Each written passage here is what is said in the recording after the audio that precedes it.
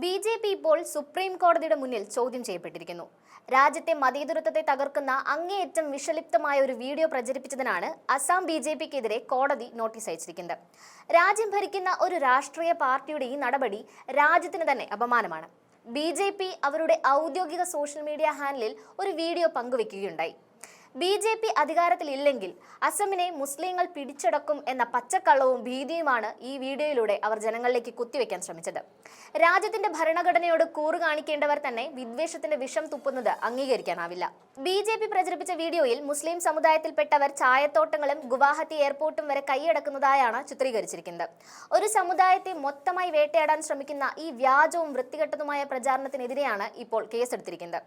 ഭയം വിതച്ച് വോട്ട് നേടുക എന്ന വൃത്തികെട്ട തന്ത്രം മാത്രമാണ് ഇതിന് പിന്നിൽ. രാജ്യത്തെ പരമോന്നത നീതിപീഠമായ സുപ്രീം കോടതി ഈ വിഷയത്തിൽ നോട്ടീസ് അയച്ചു എന്നത് തന്നെ ഈ വീഡിയോയുടെ ഭീകരതയെ വിളിച്ചോതുന്നു. ഈ വീഡിയോ മുസ്ലിങ്ങളെ അപകീർത്തിപ്പെടുത്തുന്നു എന്നും ഒരു സമുദായത്തെ ഒന്നാകെ രാക്ഷസവൽക്കരിക്കുന്നു എന്നും ഹർജിക്കാർ കോടതി അറിയിച്ചു.